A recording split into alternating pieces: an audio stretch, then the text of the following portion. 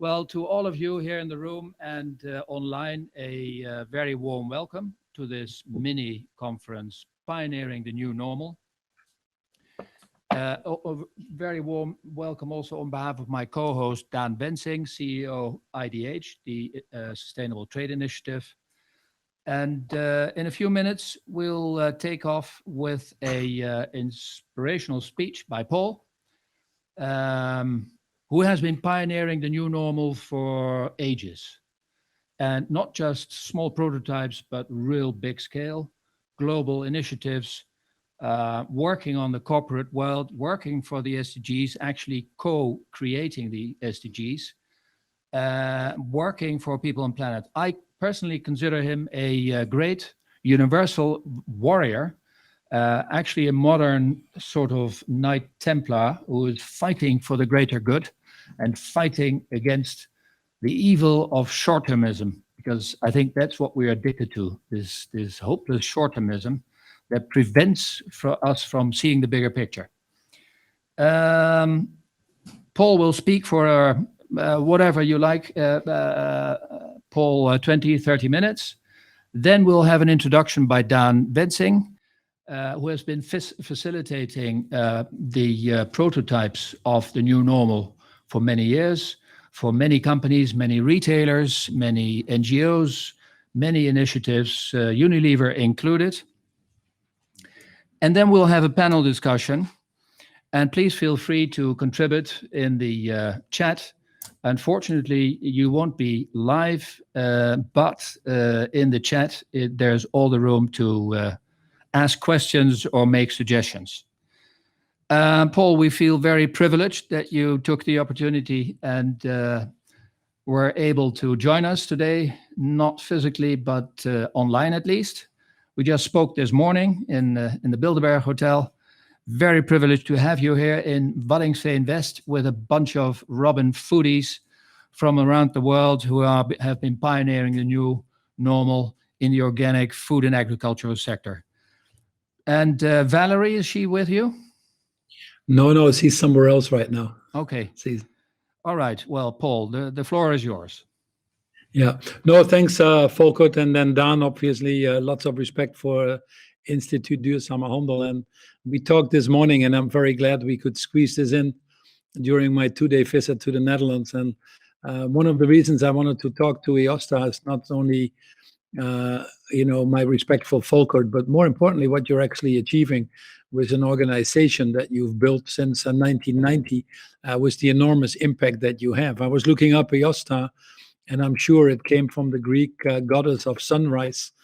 And in Twente, we have het gevelteken, which has the sunrise on there and the acres on the field and the fertile lands. And I think you're actually making that come alive every day, more so. And you were probably ahead of the trend, had a little bit of difficulties convincing people when you started. But, every day that you've worked there, your impact has been felt, not only in what you have achieved yourself, the millions of kilos of soil that you have saved, or the CO2 reductions undoubtedly that come from your model, or the water that is saved, the livelihoods that you have created for all your smallholder farmers, and you know the numbers better than I do. But I think the biggest impact is really in the wider influence you have, not only on the debate of the food system, but changing others to follow in your footsteps with your Trace and Tell program. I looked at the true cost of food, which you're a big champion of, Save Our Soil, and many of the other things. You guys really are pioneers, but it's now the right moment. I think COVID has shown that even more. You know it, you see it every day. We're at a tipping point, I think, in the food system as well, and do we desperately need it? So I just wanted to start by giving you a lot of credit for the work that you're doing in setting these highest standards in leadership, in innovation, in business strategy. I just talked this morning about becoming a net positive company. And I feel a little bit in that sense embarrassed talking to you guys, because you are leading the industries in being net positive. And with the world now moving, with the European Green Deal, the farm to fork, and all the other things, you are well placed. So it's a great honor to talk to you this afternoon. I'll try to keep my comments to about 20 minutes, and then we can open it up for discussion. And frankly, anything you want to talk about is fine with me. The first thing, I think, coming back to COVID, is that it has shown above all that we can't have healthy people on an unhealthy planet. For the first time, we see the failings of our system so obvious, so blatant in front of us, that perhaps were not seen by everybody else before the pandemic. We failed to address it during the financial crisis, where we had the opportunity in 2008, more or less. But we spent a lot of money behind the banks, and we forgot to spend it behind right-sizing the global economy. And rightfully so, people felt that banks were too big to fail, but people were too small to matter. And that was the beginning, probably, of the worst decade, again, with record temperatures year after year on climate change. The US just set a record for June, not surprisingly. And then COVID comes, a direct result on the destruction of our biodiversities, the zoonotic diseases that we are now seeing every other year coming in as a result of this. And this one is a particularly bad one that hopefully is a wake-up call. COVID has set us back probably 15 to 20 years on the development agenda, from what I can see. And the costs of our failures have been enormous. The global economy contracted by about 4% in 2020. That's about $28 trillion of output lost. We've put in about $16 trillion of rescue and stimulus spending, and there's no end in sight on that one yet. We've put 150 million people back into extreme poverty, and about 500 million equivalent jobs have been lost.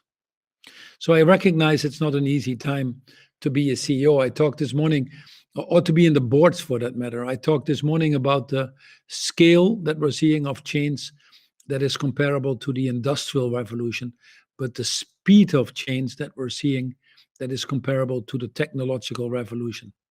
This revolution of digital technology advancement, cybersecurity, coming at the same time as we have the challenges of geopolitics, of the planetary boundaries, of the social cohesion, or rather lack of that, of the polarization of society.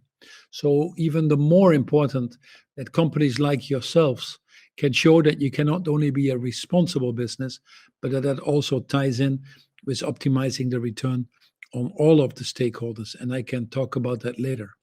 There's no question that the current crisis probably made people feel very vulnerable and afraid. And increasingly, the citizens of this world, of which you all are one of them, are demanding from the governments to be more responsible, are demanding from their companies to be more responsible and start to address these major shortcomings and fill this void. I think that most politicians and business leaders actually understand the transformation that is needed. And I also believe that they are committed to building back better. Rutger Bregman, who wrote this book in the Netherlands, Humankind, talks about the fundamental belief that humans are good human beings, but that the boundaries that are put around them probably make them behave in a certain way.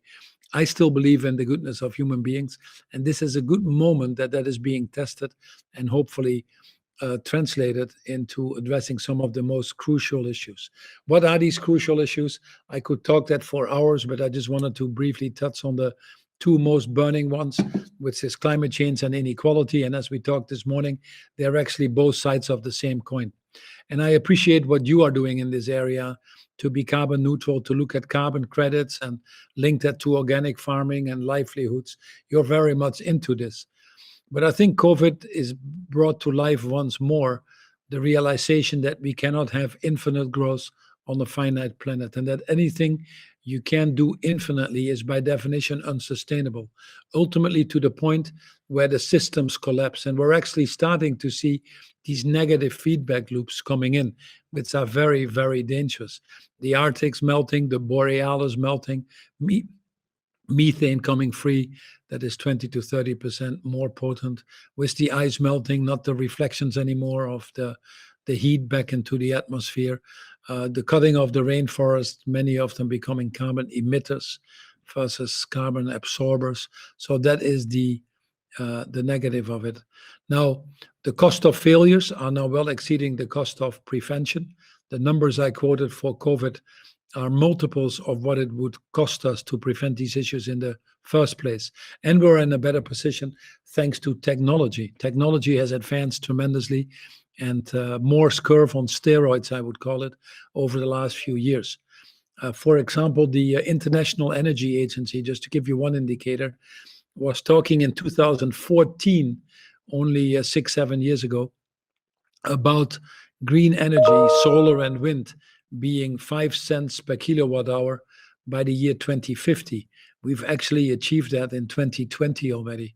In fact, the same report was talking about electric vehicles being at the same cost as the combustion engine by 2050, and that is probably going to happen in 2026, and I believe earlier. So this technology curve that we're dealing with has been phenomenal. And there is the final understanding that the risks that we are incurring by not acting now is going to be increasingly more devastating. The private sector has a key role in building back better. It can't happen without it. Not only does business have an interest, it cannot succeed in failing societies, nor can it be a bystander in a system that gives it life in the first place. I looked at the famous Sustainable Development Goals, the 17 goals and 169 targets. And of the 169 targets, probably 150 need the direct involvement of business.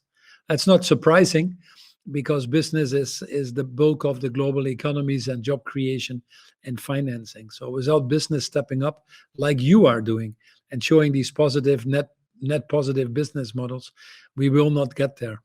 Just to give you an overall indication at a macro level, if I think about it, the implementation of the Sustainable Development Goals will require $3 to $5 trillion a year on incremental spending. Not that much anymore if you look at the cost of COVID. But the overseas development aid, which is all the money that the governments have sort of making available, is $160 billion. $160 billion, $3 to $5 trillion. The only way that we can overcome this gap and start to move in the right direction is if we can get the financial sector interested, the private sector interested, to flow their funds into the direction of these enormous opportunities that the Sustainable Development Goals offer. An opportunity, by the way, that we assessed about 3 or 4 years ago when I created a commission called Business and Sustainable Development Commission. How could we simplify these 17 goals, 169 targets, to something that was digestible for business?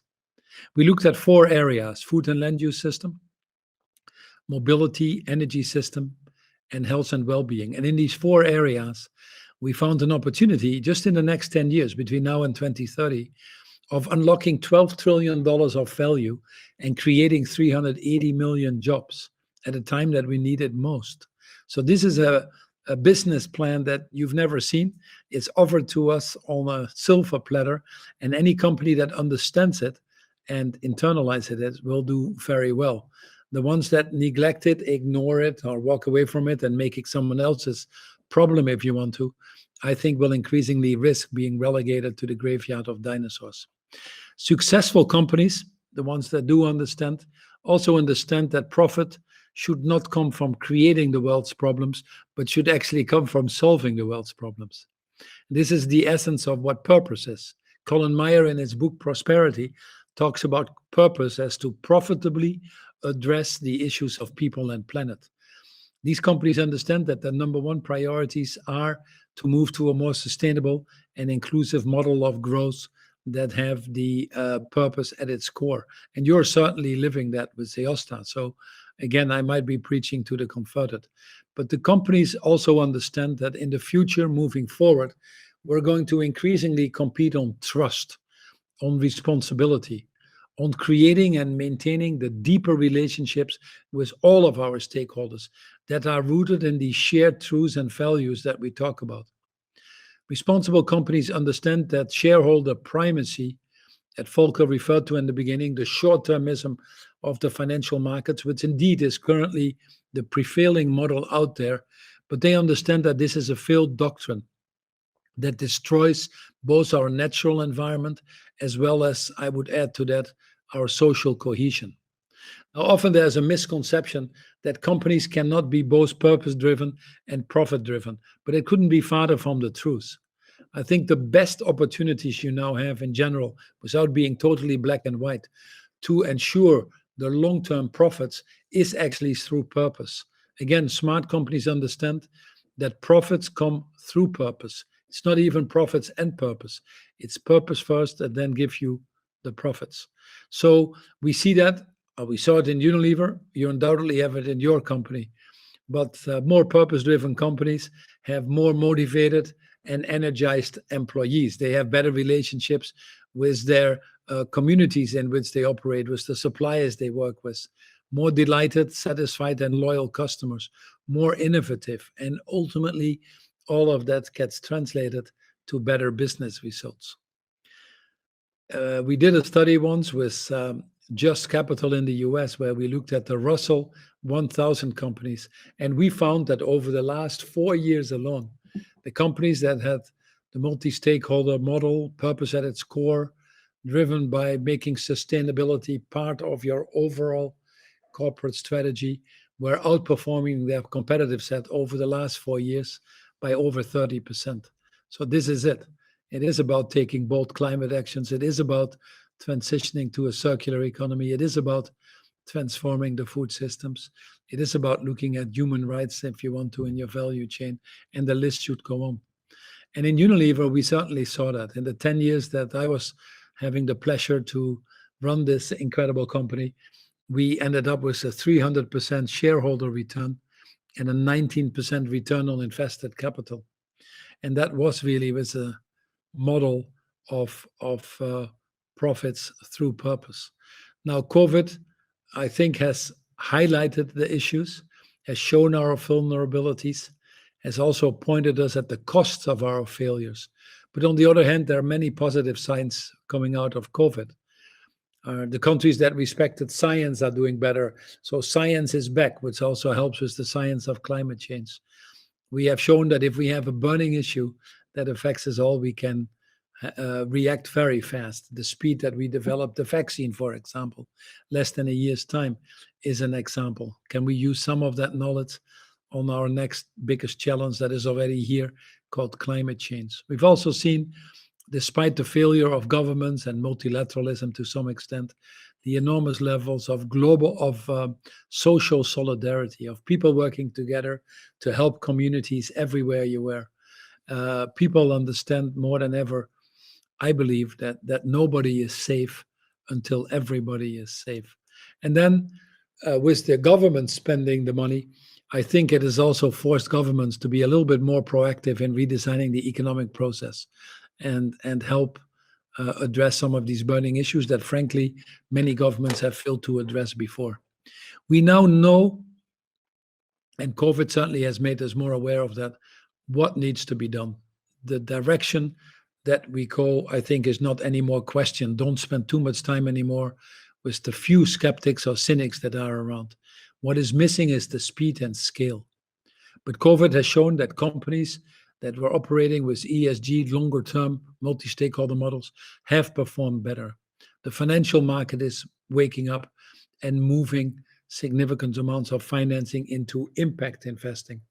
In fact, governments are moving. Before COVID, we had 25% of governments making net zero commitments. Now we have 75%. Ambitions are going up. So we've come a long way. But how can we use the next 10, 15 years, the decade of delivery, the years of action, to really get the results that we need? It doesn't serve to all sign up for 2050 net zero targets when none of us is going to be there in these positions of influence in 2060. So we need to get 2030 targets on everything. We need to be transparent around that. We need to hold people to accountable with a high level of responsibility, etc.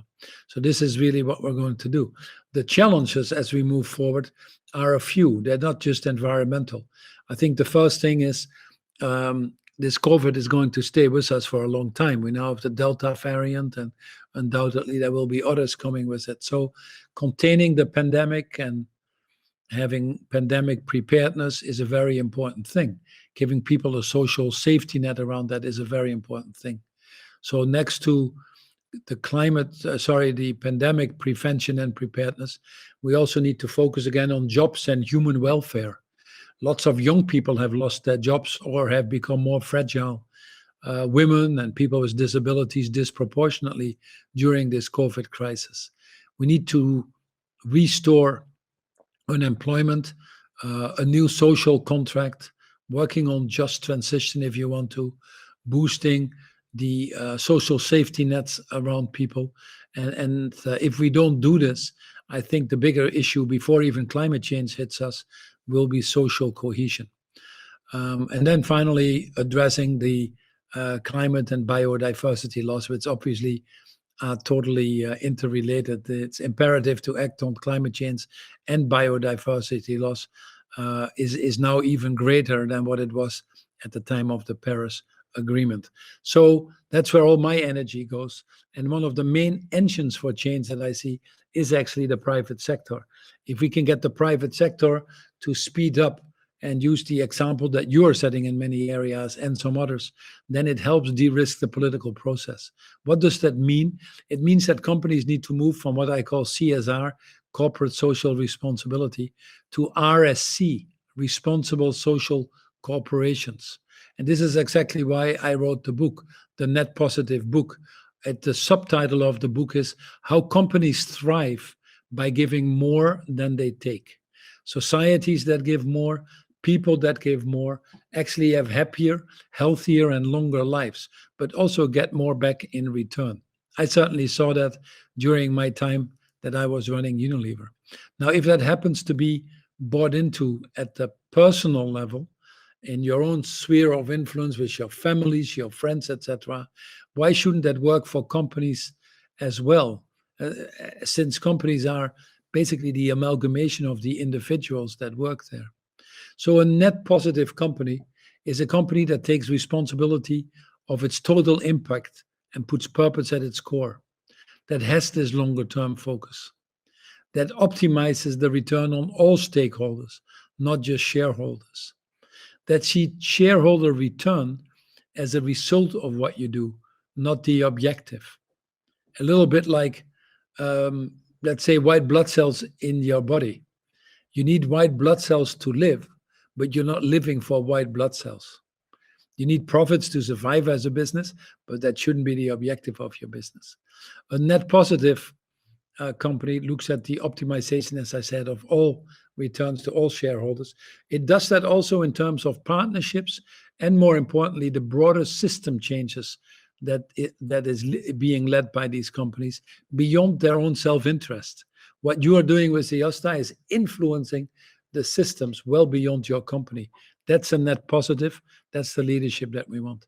We talked about purpose at its core, and I talked about human transformations that are needed at the same time as systems transformations.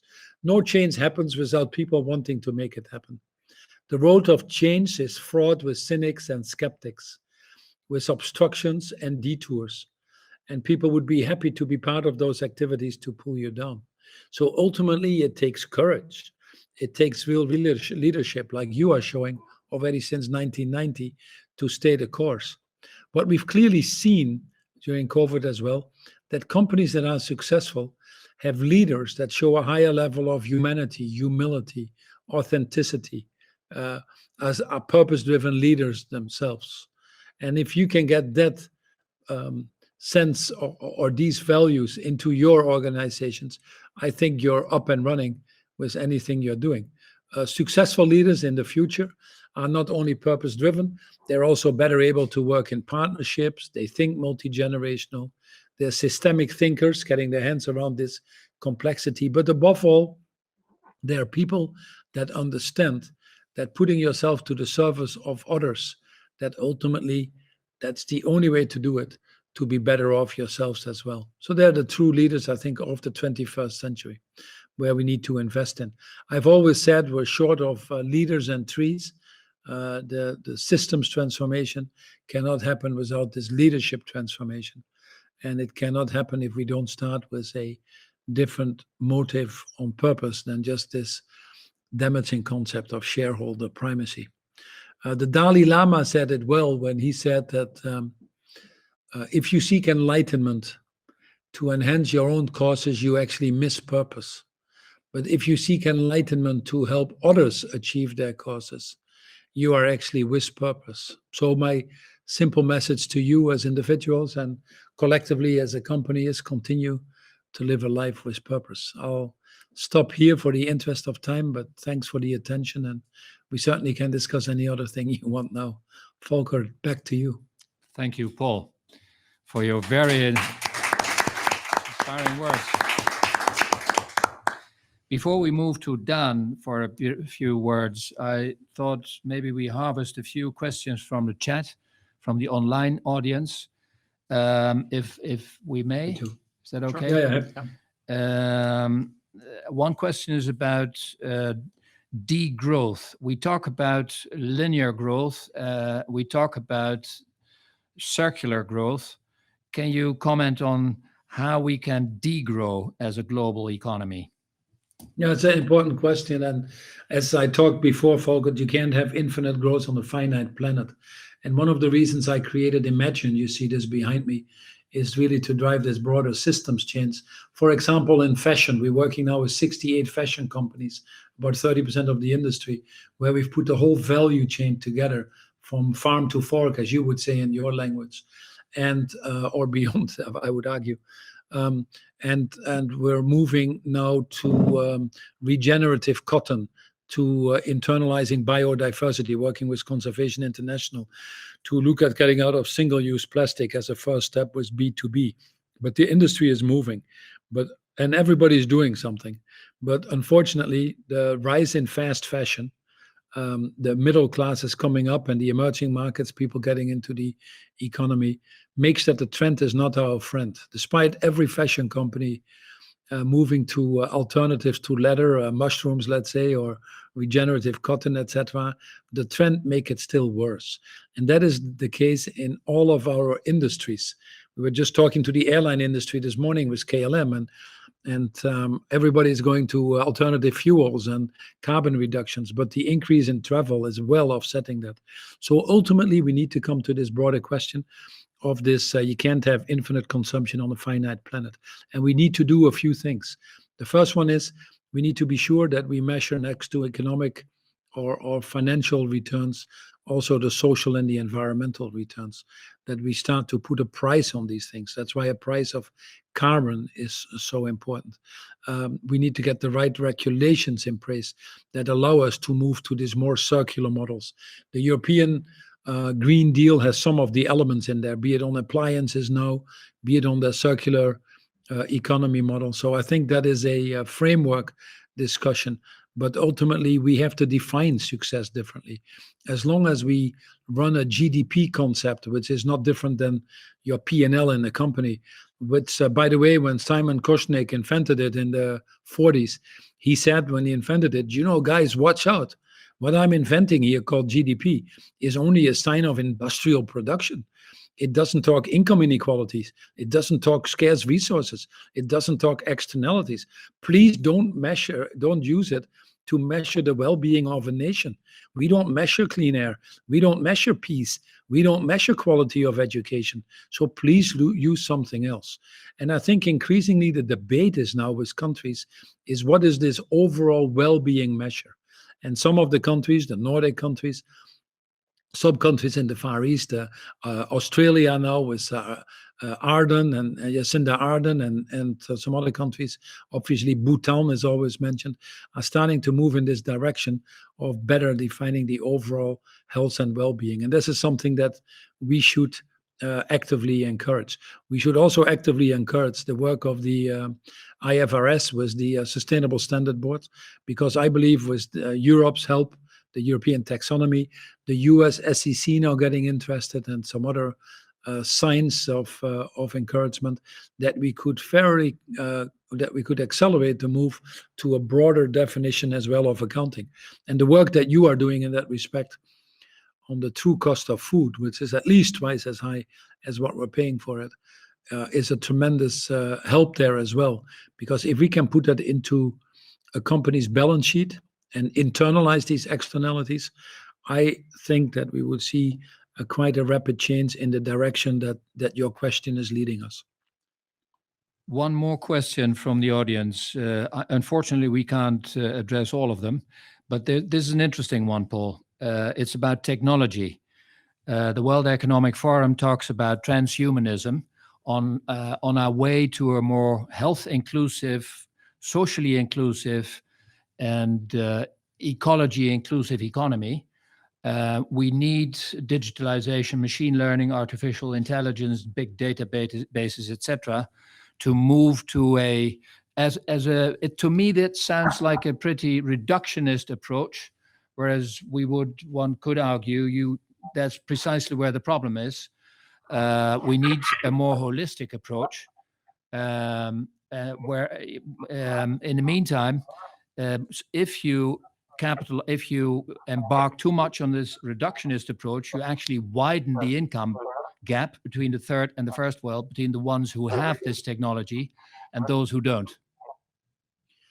Yeah, I don't disagree with you, but this is a little bit of a done if you do, done if you don't type question in a sense, because we also know that bringing in technology is an important thing.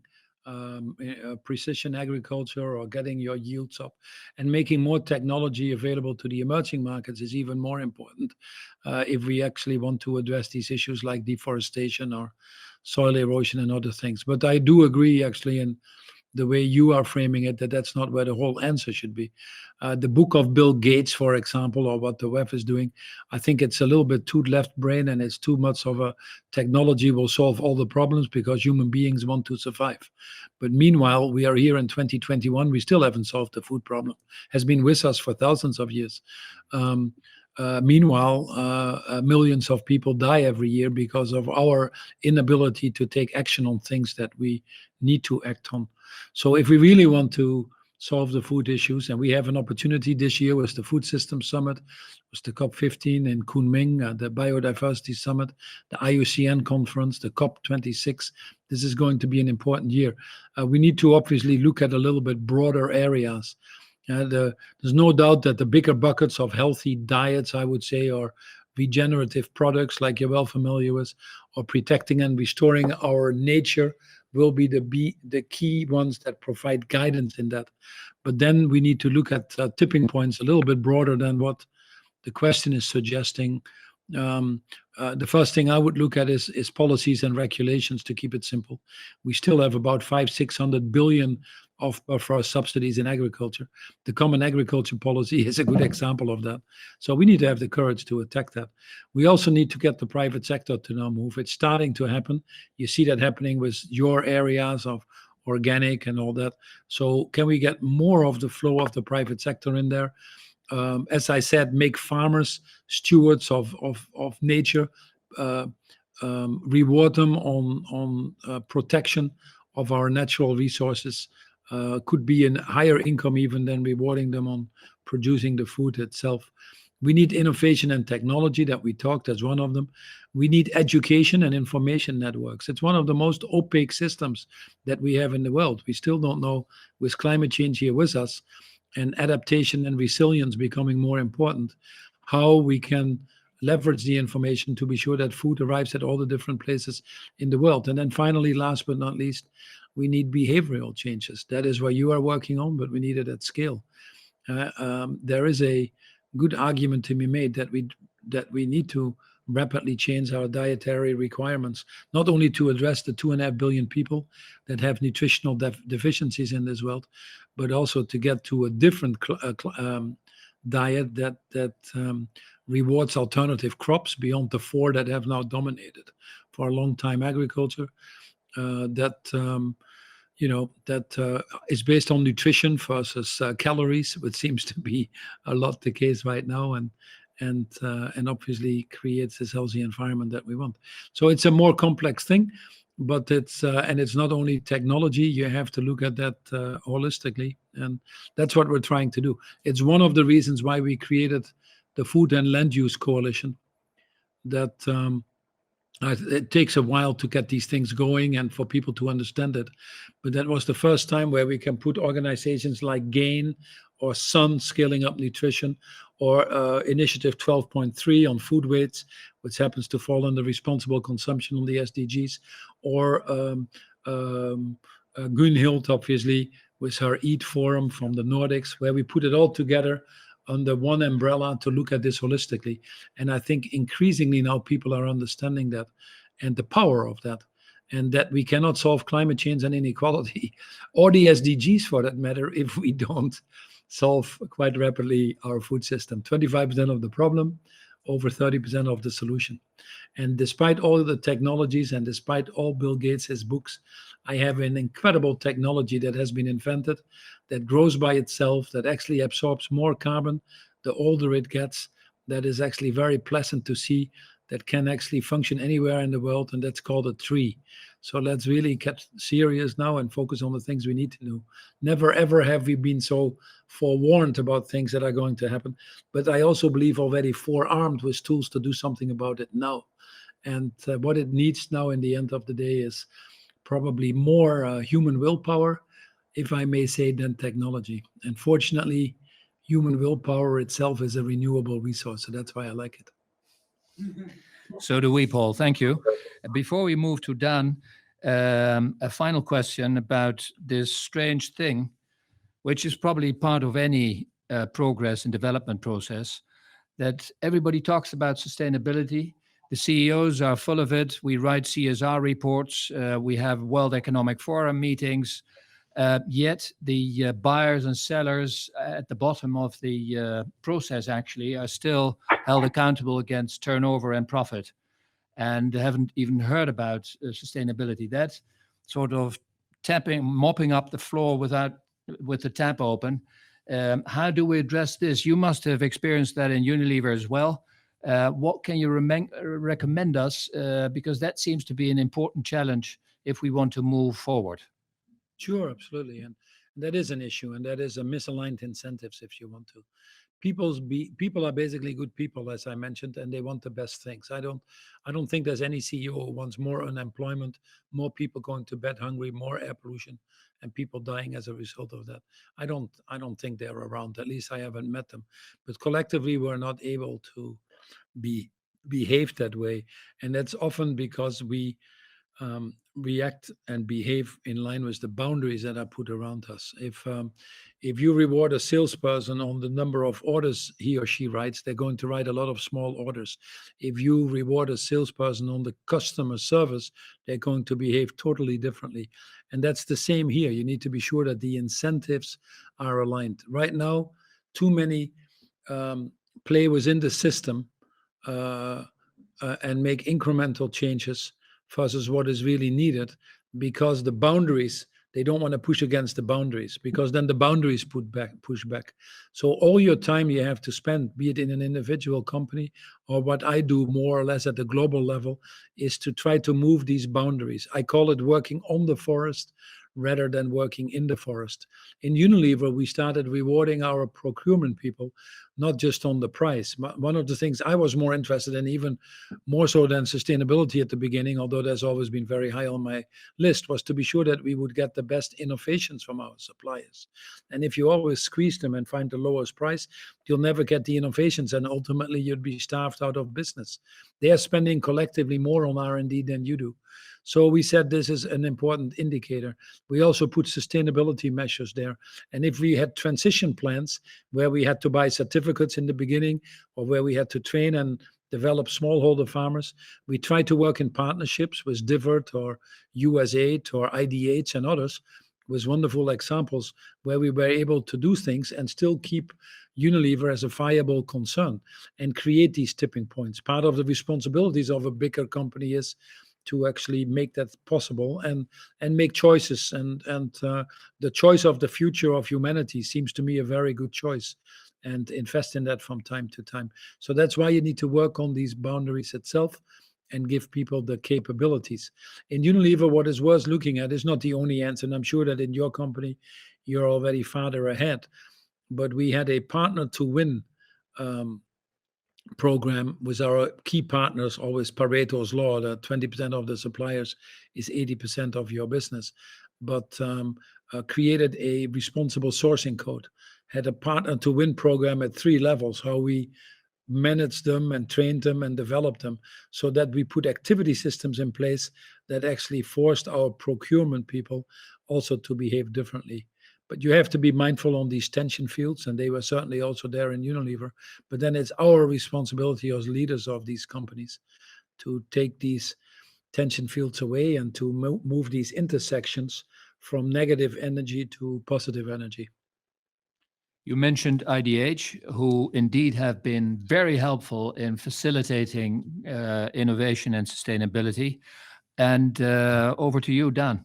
Yeah, thanks, Volkert, and thanks, Paul. And great to be with you in the room as well as online. And when I was listening to you, Paul, and also to you, Volkert, earlier, I was thinking of my boys, right? They're 6 and 8 years old, and almost every night I read a book to them. And they love books about the European Middle Ages. So it's all about knights and knighthood and big enterprises, right? Of fights for the good, etc., etc. And it reminds me of the work that actually all of us in this meeting are trying to do, right? It's fighting for the good, at least what we believe is good.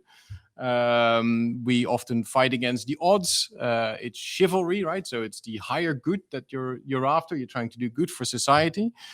And yeah, those stories they come also always from the winner's perspective, right? And if you would take the other perspective of the bad omen or whatever they're trying to fight, it looks a bit like that polarized world that Paul was just speaking to, right? I mean, we are more and more at loggerheads. We don't really agree. Of course, it's a time of multiple crises, as we've just explained, and that leads to conflict.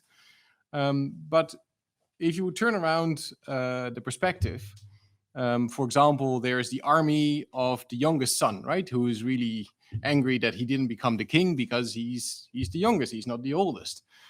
Well, that's inequality, right? In a way, he didn't get it, the other one got everything. And I think you see that happening in these crises as well, right? Across the value chain, it is the haves and the have-nots, and the fight is getting stronger. So it also, I think, forces us that there's not just one truth, right? There's not just one perspective on this transformation. And how do we bring those different vantage points and viewpoints together? And I think that is really also part of that journey that we're in the next 10 decades, right? So it's not just basically the few knights that are leading the battle, right? I mean, you need an army, but probably also not just a fight, right? But reconciliation and bringing that together and look at what that brings. And I think that is also what, gets me out of bed every morning is building those coalitions. I mean, that's what we do at IDH. I know we do that with respective companies here, plus the others in the room, because the collective is much stronger. And we know also, knighthood starts with the oath, right? It's the commitment, but that's where it starts. And then you have to stick to it. But actually getting it done is way more difficult. And that's to your point about, okay, you can have a commitment, and how do you then translate that into business? How do you translate that into government policies? And I think that is really where, we need to also innovate, right? Create a space to work together on this. And to me, that is also what the next 10 years are all about, right? It's really that collective that moves forward. I think a tangible example is, for example, with Unilever and others in the tea industry, how we try to work towards the living wage for people in the tea industry in Malawi. Super difficult. We brought in the entire supply chain, all the producers, the government in Malawi to figure this one out. And I think we've made great progress, right? We've closed the living wage gap with at least a third, which nobody thought was possible. Of course, we said our vision is we close it 100%. But yeah, that needs more work. But at least, we put a big, very hairy vision out there, and that's where we go for. And then we figure it out. But in that, working in Malawi, we also learned it's in isolation, right? We need to change the bigger system. So now we have a coalition of companies and others joining that want to do this across sectors. And, not only tea, not only cocoa, but other sectors as well. And I think that is really the way to go, that we have a pledge, we test it, and then we try to scale it through these partnerships. And I think that is Again, what gets me out of bed, and I think all of us, in terms of facing the challenges that Paul outlined, and getting us indeed to that new normal. But it requires us also to rethink, right? To go beyond competition. That some of this agenda, the new normal, is definitely about competition. But the piece that we cover in our work is all about the pre-competitive space, because then you get to scale, then you really get to the transformation. If we stay in our silos and we only see this as competition, so yes, it needs to make business sense. But again, not a single company, how big you are, can drive this alone, and not a single government can do that. And I think that's also what we've learned and how we're going to move in the next couple of years. Thanks. Thank you, Daan. Paul, your experience with IDH as a laboratory of change, a platform facilitating... Absolutely. First of all, Daan, congratulations, because you had big shoes to fill with Joost, but you're doing it very well. And I only hear good things, so to your credit. And IDH is an incredible organization. We've always helped expand them. It is a European organization. It's not only Dutch, but it has its roots in the Netherlands. But what Daan is saying very clearly is it's 1 + 1 is 11. To solve these bigger issues that are out there, we need these more transformative partnerships where we bring together philanthropy, the AIDS organizations, multilateral banks, governments, and the private sector. It then will allow us to design it, and also obviously address some of these burning social issues at the same time as keeping these models economically viable. And they're complex, because if you really want to do a thing well with in food, it brings you very quickly to livelihoods, to energy, to education. You have to set up these integrated systems, and that, I think, IDA understands that better than anybody else, and they're certainly very worthy partners. If anybody has any doubt listening, then think twice, because if you have to pick a partner, I definitely want IDH to be in the mix. Thank you, Paul. Question then, also from the online community. Change leadership is always, yes, we need scale. Yes, we need to reach out to the masses. Yes, we need to reach out to the ones who maybe can't afford more expensive food, all of that. At the same time, change is triggered by thought leaders, by innovators, by first movers, pioneers, etc., like yourselves. You've been engaged with other companies, P&G and Nestle, but clearly Unilever stands out and is setting the tone in a way. Can you comment on the type of leadership and hallmarks of leadership that is needed to guide us through the next few years, which for sure will be quite disruptive? It sure will, Volkert, and I'm glad you're asking the question, because at the end of the day, it depends on individual leadership. Often I get the question of how can we as individuals make such a difference in all these big worldly issues, but all the issues that are there in the world and all the changes that are happening is because someone stood up and someone said this has to stop, be it Nelson Mandela and reconciliation coming out of prison, or be it Rosa Parks, who refused to step up from a seat on the bus, or be it Gandhi. They are individuals that make a difference in this world. And if people have any doubts that you cannot influence anything and that you're too small, try to go to bed at night with the mosquito in your room, and you will see how a small thing can make an enormous difference. So we can all be that force, either with the way we buy, the way we vote, the way we enlarge our circle of influence, the way we do advocacy. You could look at the influence of Greta Thunberg alone.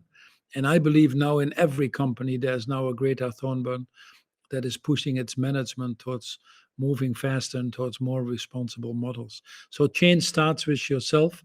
Change starts with finding your purpose, what you feel comfortable with, and then obviously putting that together collectively in a company purpose, like you very well done in your company. And that way, I think you'll have the best protection of driving the changes that are needed, because you have this clear beacon.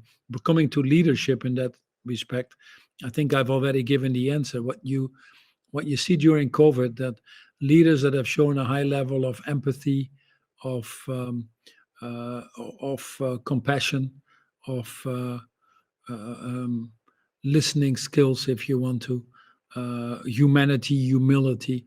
Those are the leaders that have actually done well. They're leaders that have shown to be real human beings. I used this morning the word courage, which comes from the French word cœur, which actually means heart.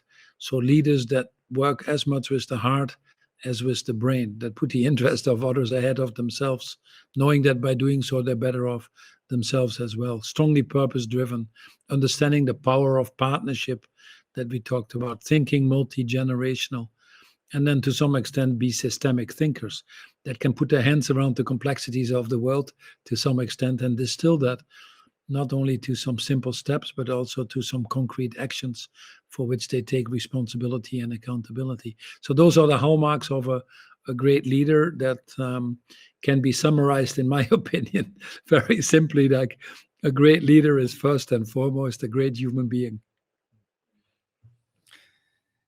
If you look at the years ahead, it's obvious that we can't solve the problem on our own. We need co-creative coalitions of the willing. The financial sector is moving, the public sector is moving, and obviously the private sector is moving. The financial sector is embracing more climate stress tests and implementing sustainability indicators in the RAROCs, in the risk-adjusted return on capital, in their criteria to get finance. The public sector is moving towards a more facilitating a more level playing field with regulations and thresholds and probably, I hope so, fiscal incentives, carbon taxes, meat taxes, etc., to create a more level playing field in which the polluter no longer gets away with a competitive advantage. And the private sector obviously needs to move and scale up as well. Where would you see, so to speak, acupuncture points? Because all of this together, there will always be powers that will be against this and be focusing on the obstacles. But where do you see the acupuncture points, so to see the pressure points in the upcoming few years in these three sectors that we need to collectively work on to push? So the pain points will be coming from, first of all, around aligned objectives, which is not that easy when you cannot solve the agriculture issues now anymore if you don't make them stewards of the natural resources and habitats. And what that really means and how to translate it into concrete action is not so simple yet.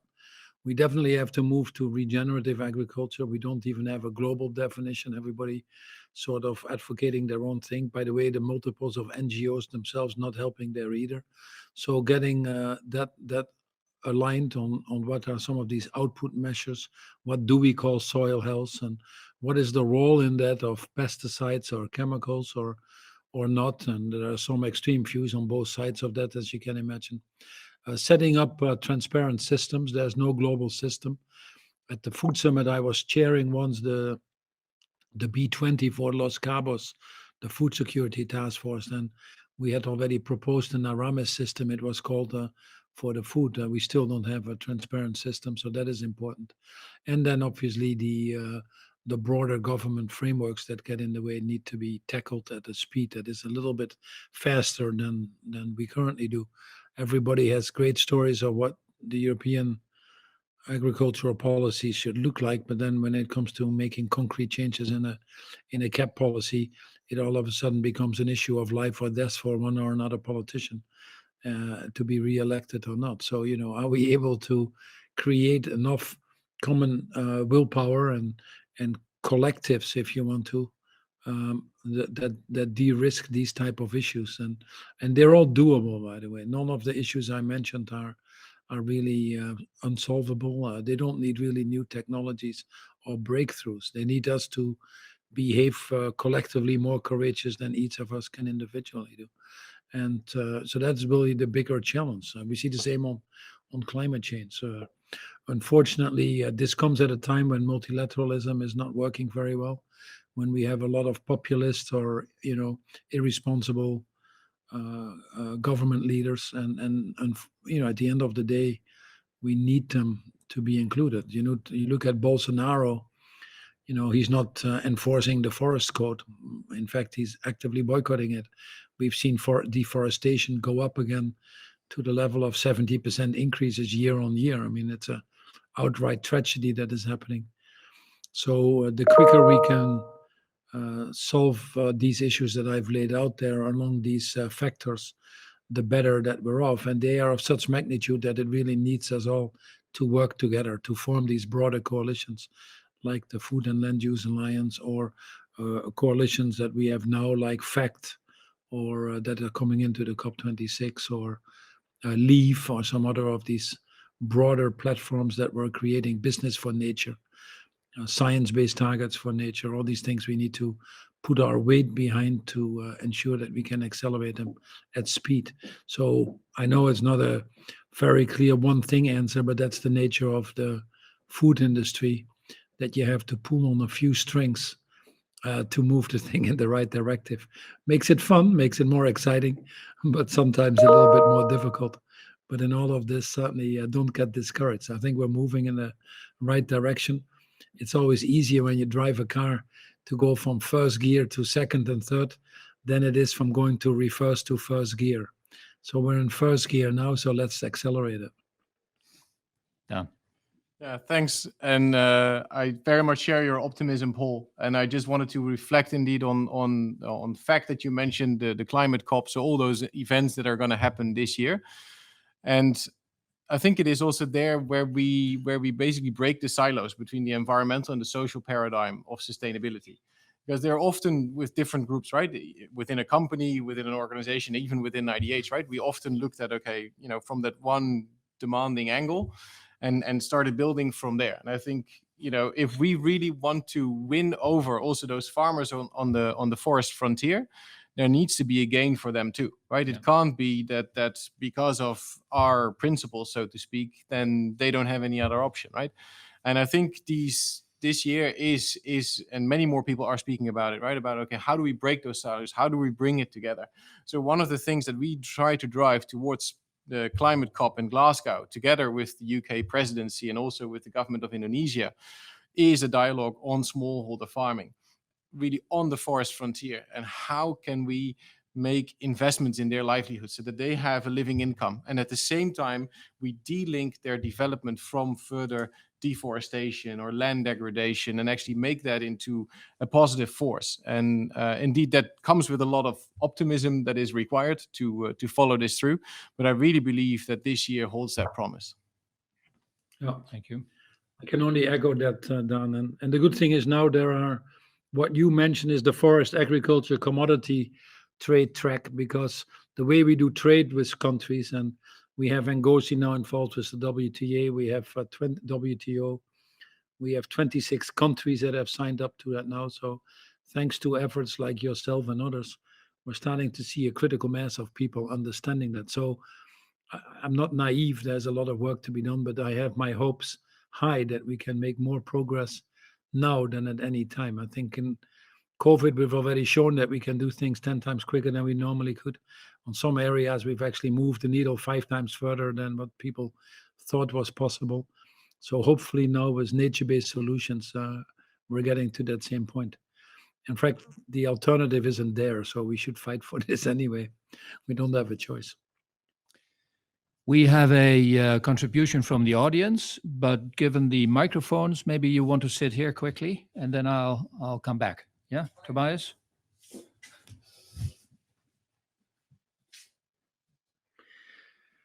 I haven't had any question in Twents yet.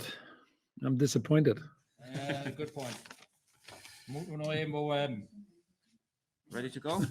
Good. Yeah, just a few comments. Thank you very much for the three of your contributions. But I also see this year really as a window of opportunities. Actually, this decade you were referring to, and we haven't got the luxury to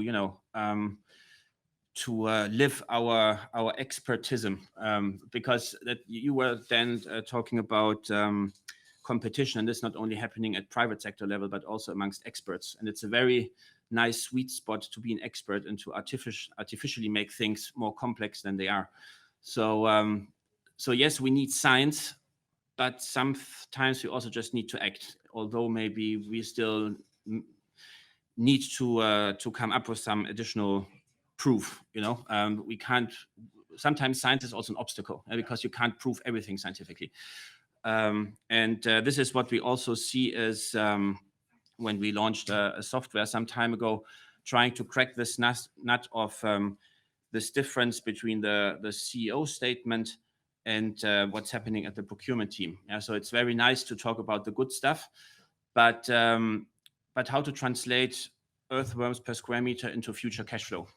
And it's very easy to tell the procurement guy, well, buy different, meet the sustainability goals, but then it becomes a pressure or something very difficult. And I think we really need to translate or maybe rephrase sustainability to ability to sustain, and to show them also with a related metric that it's in his or in her own interest to buy differently. And to buy today cheap will be very expensive tomorrow. But we need the right metrics, and this is really where then also the financial sector comes in, which we experience a lot, like using the software and other to show that actually the profit or the success of a company is really boiling down to humus buildup in the supply chain, to increase resilience, which might be more expensive today, but it's like preventive maintenance in industry terms. And there, I think a lot of translation is needed.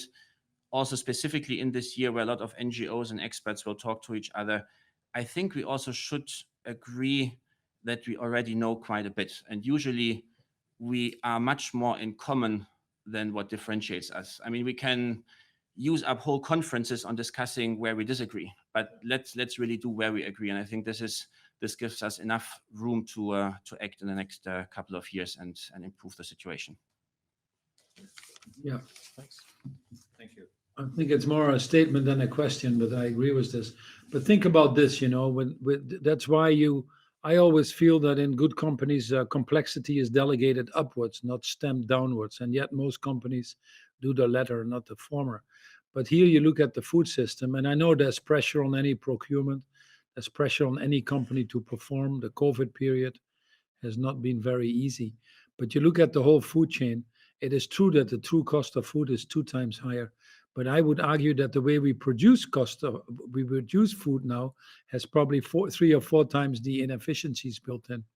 If we really look at yield increases that we can get, if we really look at efficiencies of the inputs that we need, if we really look at food waste or perforce subsidies, there is so much money in the food supply chain that is now being wasted that I think we can have the cake and eat it too. We can provide better and healthier foods at the same or lower price and make our procurement guys happy, make our bosses happy, but above all, do the right thing for people and planet. This is an abundance. Someone once told me, well before I took the Unilever job, the best thing, Paul, that you can happen in life if you want to make a good career is to inherit a job with a lot of reserves and a low base. Here in the food system, we have a lot of reserves and a low base. And I can tell you, infinitely better than the deck of cards I was handed when I took over from Unilever. So I think what we now need to do is become these systems thinkers and think a little bit more holistically around the food system and get out of the silos. To some extent, only focusing on the buyer and the supplier is a little silo. And it is the role of all of us, I think, in positions to broaden these boundaries to solve these issues. There is so much inefficiency there that if we can get it out, we can solve any of the other remaining problems. I'm convinced of that. Paul, a question. Can you elaborate on the perverse incentives in our economy that keep us hijacked in the old past? And we briefly spoke to Wiebe Dreyer this morning. He is obviously a change leader on the one side. At the same time, his balance sheet seems to have a lot of stranded assets locked up in the old normal. And the same applies to Shell, and I'm sure to Yara and many other companies who actually are too big to fail. Yet, if we want to move and accelerate towards the new normal, how do we deal with this hijack situation?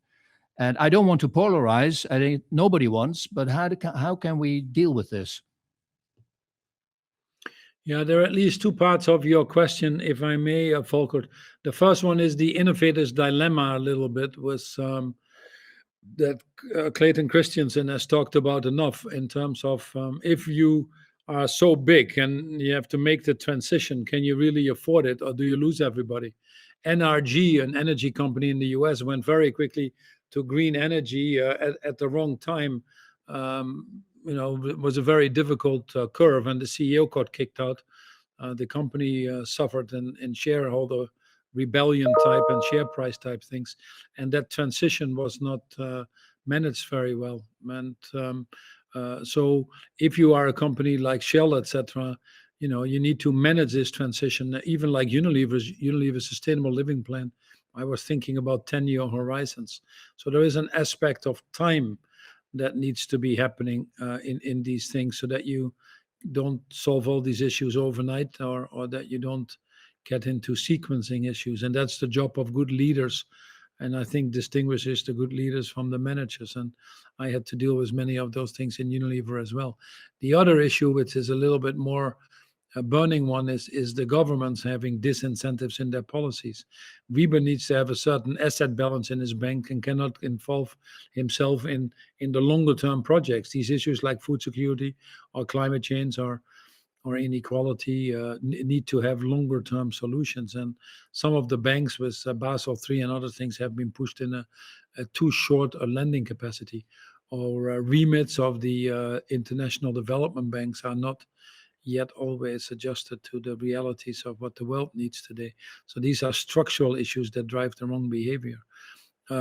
Shell still gets a accelerated depreciation, or the Norwegian government gives accelerated depreciation on oil drilling. We know that we have enough oil to get us well above the 1.5 degrees. We have to strengthen some of it, let alone coal being the first one.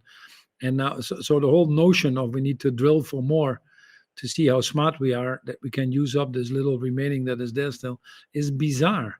But the incentive system pushes you into that.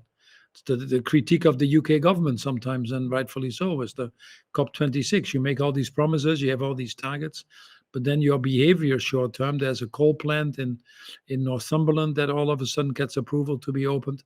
You're giving extra subsidies for the drilling in the North Sea.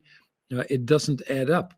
And we need to now urgently match actions with desires, and that gap has to be closed. And I think increasingly governments will be held to higher levels of account, and it will be difficult. You saw that in France with the diesel tax, and how quickly you can ignite it and have people in the streets if you don't do it right. And they're all in election cycles. So that's why it needs support. That's why it needs integrated policies. But it's certainly the more progressive countries like the Denmarks or the New Zealands or the Icelands and some of the other ones are able to do it. And there's no reason why others cannot. What do you expect of the Corporate Sustainability Reporting Directive that will be in place by 2023, which sounds awfully fast? Is the corporate sector prepared for this? And do you believe this is a powerful instrument? Well, Somar, I've always believed that, this is all about trust in the end of the day. The most important currency, as I said in my brief talk, is all about trust. And trust can only come from transparency that then ultimately will form the basis of that prosperity that we're all seeking. So you have to be transparent. And if these accounting requirements increase that transparency, and at the same time is linked with a higher level of accountability and responsibility, I think that is a good thing broadly. And we're better off to develop that together and go behind that than either resisting it or developing a different standard for every opportunity that we see. So there is a window there. I think that is very important that we take that, no doubt about that. And I've seen even in climate change that when companies report their total exposure in their total value chain, take responsibility beyond scope 2 to their total handprint in society, not only their footprint, then they also act more likely, faster, and more responsibly. Also happens to be that those companies would be better off. It's a good thing for companies to do. Often we shy away from sharing things, but In Unilever, I had 50 targets behind the Unilever Sustainable Living Plan, and many people said that's ludicrous, that's ridiculous. But I had them audited by PwC and other things, and the reason I did that was because that was the way we could create trust. That was incredibly important for these partnerships with IDA and others, IDAs and others, to do. So we got that back multiple times by being so transparent. And it led us to running a better, more resilient business, I think. And my successor, Alan Job, doing an incredible job to actually accelerate what I was doing when everybody was afraid of. Would it go in the wrong direction now and shareholders take over again? I think you've seen, and the jury will always be out, but you've actually seen an acceleration. Yeah, what you did with Unilever is very powerful, and particularly these targets that come on top of the usual targets and have them audited by external parties like PwC is very powerful. And in fact, I smell a potential cooperation project with you, Dan, on this topic where we may need Paul's help. But before, we still have 9 minutes to go. Before we go there, I would like to ask Maurits Groen to briefly comment on the bigger picture. I apologize to Maurits because he was in the audience this morning, and obviously we couldn't see anybody with the lights on shining on us. But I miss you, Maurits. I wanted to just say hello, but I'm glad you have the opportunity now. Hello. Because you've been such a pioneer and an example to all of us. And I would be remiss not to recognize that. Thank you very much. Well, actually, this morning, you mentioned the Bretton Woods Agreement in 1944, resetting the whole world economy and also restructuring the way we made policies. To begin with, I warn you that I have an impossible question.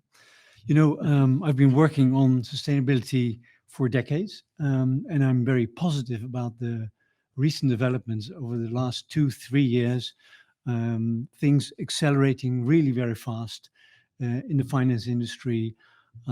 Also at the European Union level, we have a new presidency in the United States, etc. A lot of companies have been working over the last decade, 2 decades, on inventing new ways of producing whatever we need, and all those companies are getting into maturity right now. At the same time, I'm personally getting more desperate seeing the results of 1.2 degrees global warming already. Amongst other things, I happen to become a publisher since in 2006. As you know, nobody in the Netherlands wanted to publish Al Gore's book, and nobody wanted to bring the film into the Netherlands, so I did. And I kept on publishing books. And in 2010, Paul Gilding had this book, The Great Disruption, and I translated into Dutch into Helden uit Noodzaak, since we have no alternative to be a hero, because otherwise we'd be gone. And in that book, he introduced the concept of the 1 degree war. He says we are at war with ourselves, and we should do everything to keep below the 1 degree global warming threshold. We are at 1.2 already now. We are seeing the results. It was 50 degrees or almost at the North Pole. A whole city burned down in a matter of hours, Lytton, in northern Canada. This is a result of the emissions of about 30 years ago. So we have a lot in the offing. There's a lot still to be absorbed by the world climate, and we will see the results. In the last 30 years, we emitted the same amount of CO2 and likewise gases, global greenhouse gases, as we did from Adam and Eve until 30 years ago. So when we let this sink in and we see on the one hand, very positive and accelerating developments, but at the same time realize that all this could be wiped out, but by the physical results.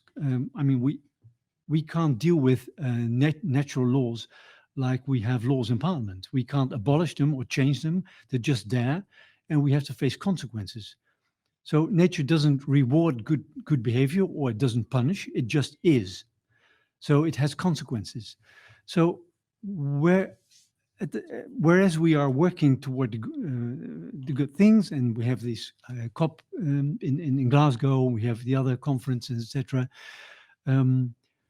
Still, I think the urgency of the matter, the realization that we are at war with ourselves for a long time already, and that the consequences will be really, really impressive. And a lot of people will not understand. They don't connect the dots. I mean, fighting the Nazis was obvious for everyone. That was a reason to unite and to fight the common enemy. Now we have an enemy which has many faces and many forms, and we have the enemy behind our own lines in many ways. Volkert mentioned the stranded assets that many companies that we are working within, that we have invested in, that our pension funds have been investing in. The enemy is amongst us. We are our own enemy. The difficult, impossible question is, how can we get to the point that we realize that we are in this 1 degree war situation with ourselves? How do we get the feeling of urgency to a degree that everybody wants to join the fight, so to say? Of course, I've been working within environmental organizations, and the problem there always is that you have to sound the alarm bell. But if you sound it too loud, people go from denial to despair, and despair leads to inactivity. It's overwhelming. You just don't know how to handle this crisis.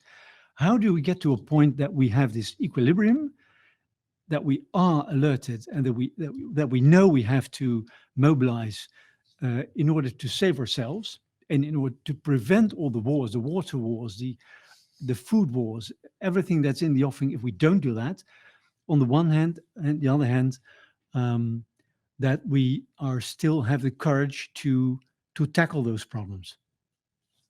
Congratulations on this impossible question. No, there's a lot in there, and I listen to you with fascination, Maurits, as always, because the way you're framing it and the way you're saying it is exactly right. And but then the question is, these are the facts, and these are the hard facts, and I don't deny them. And you can put in some of the obstacles that we deal with, not least half the world's government being run by irresponsible people right now who don't seem to have the same agenda around this, makes it slightly more difficult. And we talked about Bolsonaro, but the list goes on. So, but then there are a few things. First of all, Paul is obviously a good friend of mine, and he's tremendous. But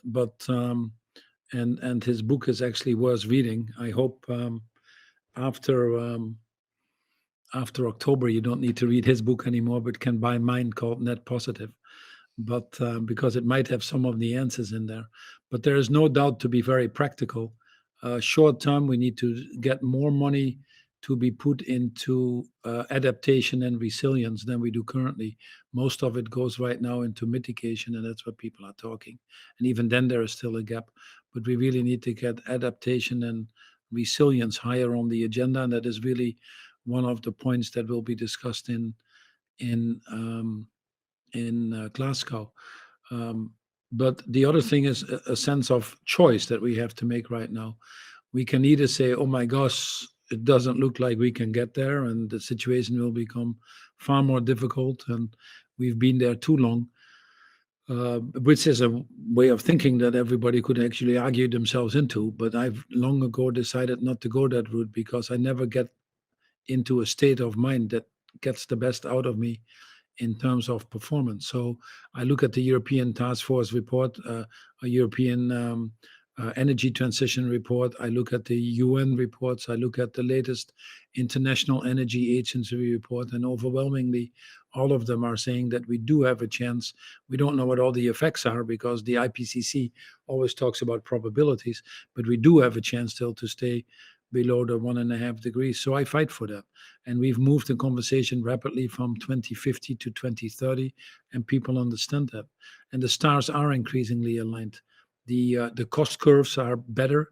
The cost of inaction now being higher than the cost of action makes even a Milton Friedman supporter want to do this. The road to a higher shareholder return now is overwhelmingly through sustainability. We have the new generation coming in. We have technology accelerating. So I think the stars are aligned to move it forward at the accelerated rates, to be mindful of these bottlenecks that are there, of these issues that we have to deal with, that we are reminded of every day in terms of some of the people's willpowers or behaviors. But there is no alternative for us, I believe, into encouraging people to move ahead. The most interesting thing that I find is, if I talk to CEOs as well, is that it's just a question of not being aware. I don't want to use the word ignorance, but it's just a question of not being aware. We have still boards. Only less than 20% of the boards are ESG competent. Less than 10% of boards are climate change competent. You'd never run an audit committee like that. But I'm amazed with how many CEOs I talk that just when you tell these things, they might not believe you, or they say, I'd never heard of it. So we have a lot of things to do still to educate people. And the faster we can do that in education already, where we have to bring this in, education and climate change go hand in hand also, but also in the business world. The faster that is done by governments to move to a broader accounting, like we've brought these issues of diversity or D&I on the agenda, or the racial issues in the US now, all of a sudden, everybody drank from a fire hose. I think we need to have a little bit more stimulus around the other issues as well. But above all, the most important thing is what Desmond Tutu once said when I was on a panel with him was, are you optimistic or pessimistic? And he said, I'm a prisoner of hope. We cannot let go of that, because the moment we let go of that, we let our thoughts and actions be nominated by others, and we might get the answers that we're not looking for. So that's really why it's as much a state of mind as a state of being. These are very fine and inspirational and deep remarks, final remarks, Paul. Thank you for that. Daan, a quick reaction from you, and then we'll wrap up with a triple call for action, which I have an idea, thought about a little bit. Yeah. Great. Well, just adding also to your point, Maurits, I think IDH was created over 12 years ago to bring the private sector to help reach the Millennium Development Goals, now the Sustainable Development Goals. And that was also because in the beginning, sustainability and the public good was really with the government. And then we saw, well, that's not going where it needs to go. So let's bring in the private sector. And I think if we are honest and we look back over the last 10, 12 years of the private sector action we've been part with or we've witnessed, then we've seen tremendous progress compared to where we started. But indeed, we also see the trends, right? Which also started a long time ago, but also still what's happening right now, right? When I drove here, I was listening to the news in the car, and it was talking about that share is upping its dividend because it's making more profit this year, right? Because of the recovery of COVID. So all those perverse incentives are still very much in the system. But I still believe that now the movement is also, I'll take palm oil as an example. So nothing was happening, round tables were created, which excluded government basically. Private action was mobilized, for example, here in Europe. And we're now at somewhere between 80 and 90% of the palm oil coming into Europe, which is at least certified. But the remainder, we're not going to do via this route, right? So now even the industry is approaching the governments and saying, okay, come and help with regulation, right? So also the 2023 regulation coming in, right? I think it's great because it levels the playing field, it brings everybody in, and it really makes that coalition of private sector and government work to also bring in the laggards. And I think if we succeed in that, and there we need to act really fast in the next couple of years, really. So 2023, I mean, should be tomorrow, right? In that sense, then actually the 2030 targets will still be possible. But then we need to do that now. Thank you, Dan, for this call for action, and I would like to add a triple call for action to that. The first call is actually copied by Peter Bucker, who said, listen, if I enter a room and I shout 2 degrees, everybody knows that we're talking about climate change. We need a similar call for social inclusion. And I think Antonio Guterres has made a nice proposal, leaving no one behind. I mean, that also is a powerful statement. But the call here to all of you, also to the online community, would be, can we find one sentence for the transition in food and farming? Because, since a lot of a vast share of the health costs are food related, and food is also sort of pivotal in the climate change debate and in social inclusion. So if we could find, I know it's complex, it's much more complicated probably than climate change, I believe, Paul, but still we need sort of a one-liner to address that reset for food as well. So that's the first call for action. The second is on behalf of Daan, who doesn't know that this is on also his behalf, we'd like to invite you to help us talk to CEOs of retailers to educate their buyers and their category managers and their procurement managers that life is more about that life is about more than just turnover and margin and bonuses and Porsches, and that there's also a planet that seems to be burning down. And I think we can learn from you, from your A Partner to Win program within Unilever, by selecting 20% of the suppliers that define 80% of the turnover in these retailers to make a difference. Because at this moment, Daan is working hard on this living wage agenda, and so are we. And everybody is aligned and everybody agrees that this is terribly important, except for the buyers who actually don't care. And the retailers, to have the retailers line up is terribly difficult.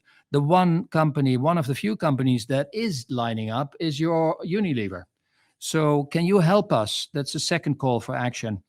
Can you help us change this and talk to a few of your mates and tell them to get their act together? And the final call is not for you and not for us, but for all of you in the audience to buy Paul's book, Net Positive, which is a true inspiration because it is about how courageous companies thrive by giving more than they take. And we'll talk with Paul about commission for this promotion of his book afterwards. But here we go. Just Paul, a final word from you, please. No, I think it's important.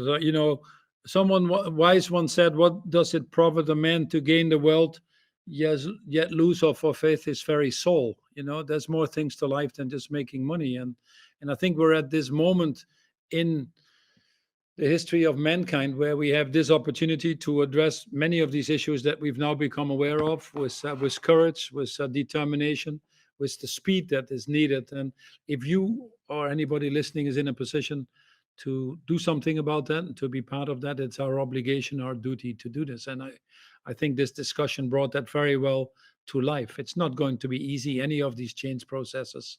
I understand that. And but it needs that willpower, that stronger purpose that I think you've created in your company with your employees. And that's really why I wanted to take the time to spend my precious time with you. In the course of history, as Wangari said, there comes a time when we all have to put ourselves to a higher order than our own self-interest, and that time is now. And if we can muster enough of that collectively together, we can move mountains.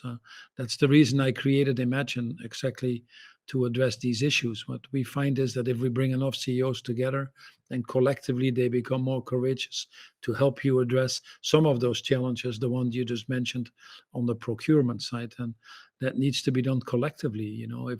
If one still feels that I have an advantage, or I'm at a disadvantage by doing this, and my competitors are at an advantage, that doesn't work.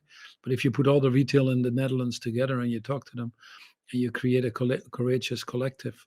The issue often is not actually the retailers or the buyers. The issues are the legislation that you're dealing with.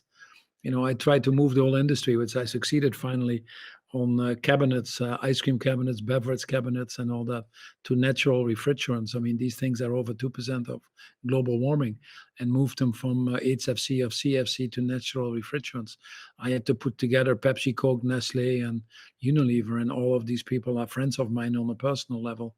But I first had to go to Almunia in Brussels, or to at that time Lisa Jackson in the EPA, and convince them and say that doing things for humanity, even if you cooperate, should take precedent than versus getting these fines. And we understand the limits of how we want our systems to function and the competitivity that we need to maintain.